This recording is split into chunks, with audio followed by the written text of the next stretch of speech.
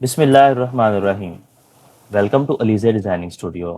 हम सीख रहे हैं वेलकम एम्ब्रॉयडरी स्टूडियो E4.2 और आज हमारी 7वीं क्लास है। तो दोस्तों, उम्मीद करता हूँ कि आपने हमारी पिछली क्लासेस में जो मैंने सिखाया था उसकी आप प्रैक्टिस करते रहे होंगे। तो चलें अपनी नेक्स्ट क्लास की तरफ मूव करते हैं। आज की इस वीडियो में मैं आपको टूल्स के बारे में बताऊंगा। जैसा कि लास्ट वीडियो क्लास 6 में मैंने आपको इन टूल्स को शो करने का तरीका आपको बताया था। मैं फिर से बता देता हूँ। आप किसी भी खाली जगह राइट क्लिक करते हैं तो ये देखिए आपके पास तमाम टूल्स शो हो जाते हैं। ये जिन टूल्स के ऊपर टिक लगा हुआ है ये सब टूल्स हमें यहाँ पर नज़र आ रहे हैं इन सब जगह पर। और जिनके ऊपर टिक नहीं लगा हुआ, जैसे कि ये देखें, एक टूल का नाम यहाँ पर मॉड है, इस पर टिक नहीं है। मैं इसे टिक करता हूँ तो ये देखिए ये यहाँ पर शो हो चुका है। और मैं इसे दोबारा से अनचेक करता हूँ तो ये गायब हो जाएगा, यहाँ से डिसअपीयर हो जाएगा। तो चलिए स्टार्ट करते हैं। आज के दिन जो मैं आपको सिखाने लगा हूँ, आज जो मैं आपको टूल सिखाने लगा हूँ उसका नाम सिलेक्शन टूल है। ये देखिए मैंने सिलेक्शन टूल को अपनी स्क्रीन के इस हिस्सा में रखा हुआ है। मैं इसे बाहर निकाल लेता हूँ। ये देखिए मैं इसे कहीं भी एडजस्ट कर सकता हूँ। आप इसे अपनी ज़रूरत के मुताबिक कहीं भी एडजस्ट कर सकते हैं। ये देखिए मेरे पास ये सिलेक्ट टूल है जो कि आपको कुछ इस तरह से नज़र आएगा। अब इसकी प्रैक्टिस शुरू करते हैं। ये देखिए मैं यहाँ से कोई भी ऑब्जेक्ट बनाता हूँ, जैसे लास्ट टाइम मैंने ये रनिंग बनाई थी। देखिए ये मैं रनिंग लगाता हूँ।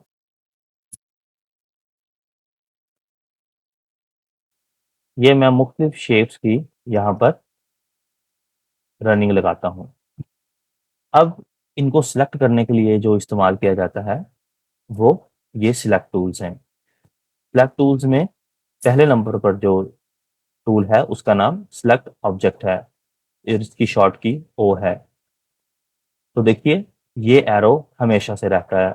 ये देखिए मैं राइट क्लिक करके ऐसे प्रेस करके जाऊंगा तो मैं जितना एरिया सिलेक्ट करूंगा उतना एरिया, उतने एरिया में ये जो भी ऑब्जेक्ट्स पड़े होंगे ये उन्हें सिलेक्ट कर लेगा। या मैं किसी एक स्पेसिफिक ऑब्जेक्ट पे क्लिक करता हूँ, ये देखिए, तो ये उसको सिलेक्ट कर रहा है। ये था हमारा सिलेक्ट टूल। दूसरे नंबर पे हमारा आता है फ्री हैंड सिलेक्ट। और अपना लेफ्ट क्लिक क्लिक प्रेस करते हुए ये देखिए मैंने जितना हिस्सा सिलेक्ट करना होगा मैं उतने हिस्से को मैन्युअली ड्रा कर लूंगा। तो ये देखिए हमारा वो हिस्सा सिलेक्ट हो चुका है। और इस टूल की एक और ख़ासियत होती है, जैसे कि मैंने इन सबको सिलेक्ट किया और मैंने इनको ग्रुप कर लिया। तो अब आप ये देखें कि मेरे पास ये तमाम हिस्सा ग्रुप में रखा हुआ है।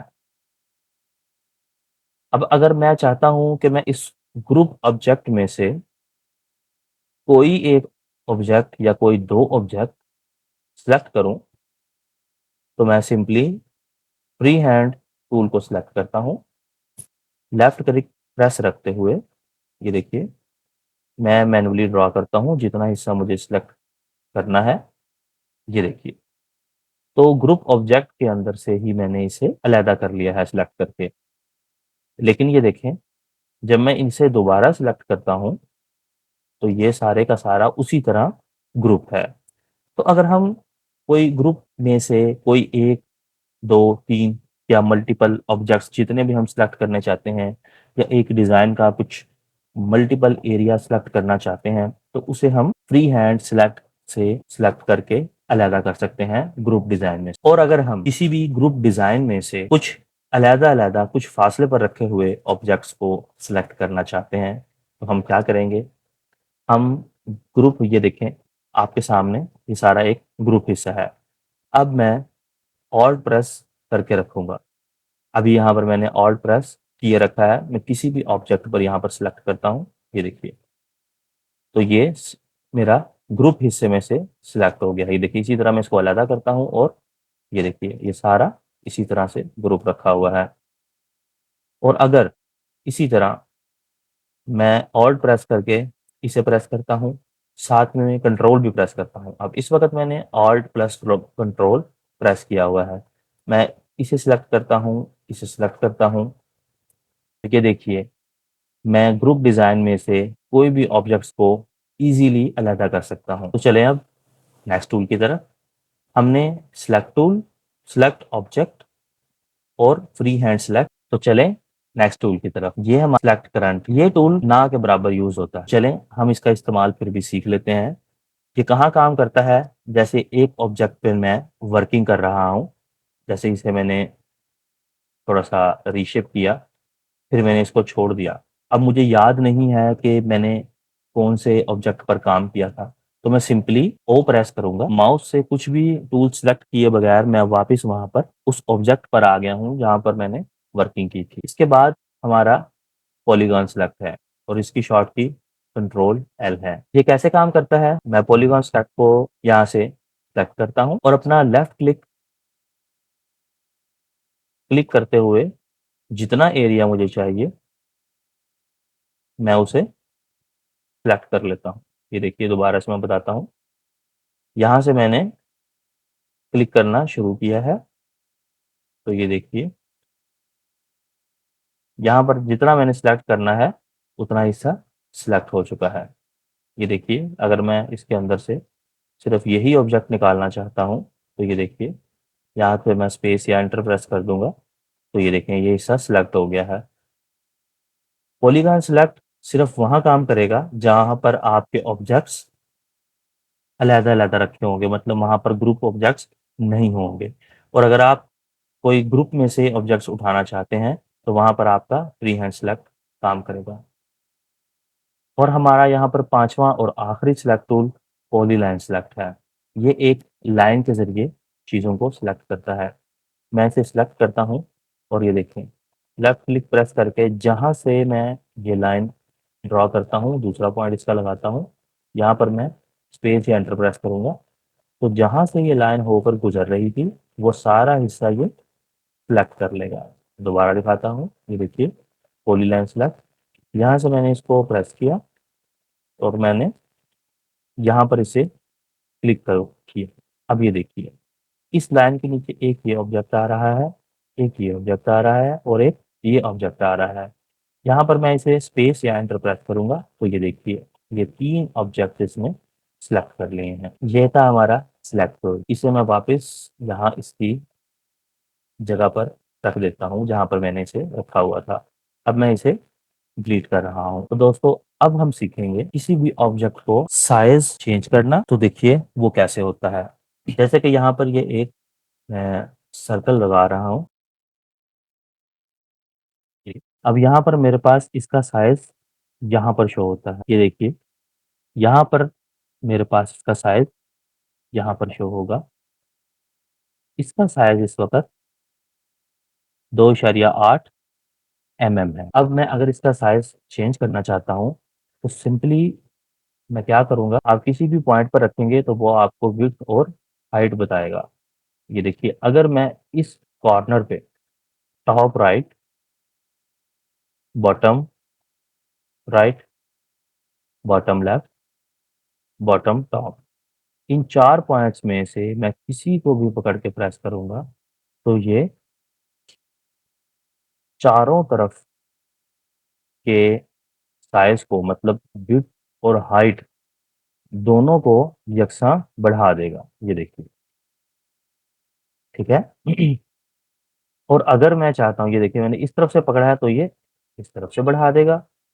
अगर इस तरफ से इसको बढ़ाऊँगा तो ये इस तरफ से बढ़ा देगा। लेकिन अगर मैं शिफ्ट को प्रेस रखते हुए किसी भी इन चारों में से किसी भी एक पॉइंट को सिलेक्ट करके साइज़ इंक्रीज़ करता हूँ, तो ये देखिए, ये उसको सेंटर से चारों तरफ यकसा बढ़ा रहा है।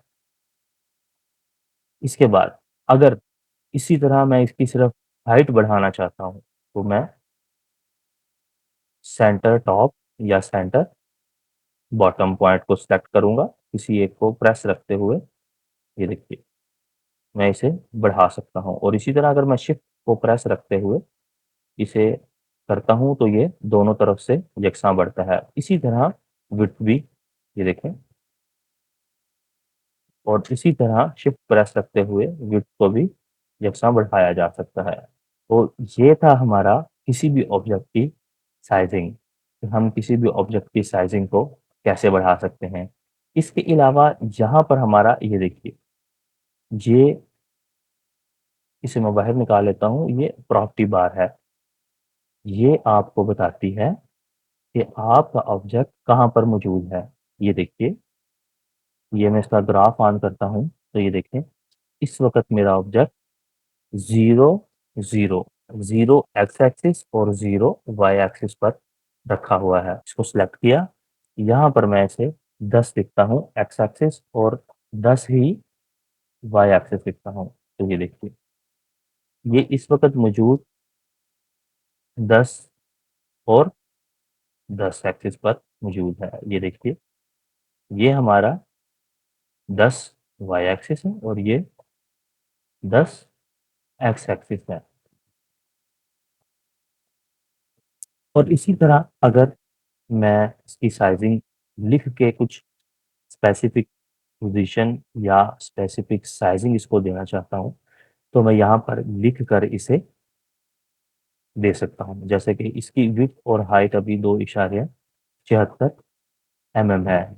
मैं चाहता हूँ कि मैं इसे 5 बाय 5 का कर दूँ, तो ये देखिए, इसकी साइज़िंग 5 बाय 5 एमएम हो चुकी है। तो ये थी दोस्तों आज की 7वीं क्लास। उम्मीद करता हूँ कि आपको अच्छे से समझ आई होगी, और अगर आपके कुछ सवालात हैं तो आप हमें कमेंट सेक्शन में ज़रूर बताएँ, हम आपको उसका जवाब ज़रूर देंगे। और अगर अभी तक आपने हमारा चैनल सब्सक्राइब नहीं किया है तो आप इसे सब्सक्राइब कर दें और बेल आइकन को प्रेस करना बिल्कुल मत भूलें, ताकि आपको आने वाली अगली क्लास का नोटिफ़िकेशन मिल सके। तब तक के लिए अल्लाह हाफ़िज़।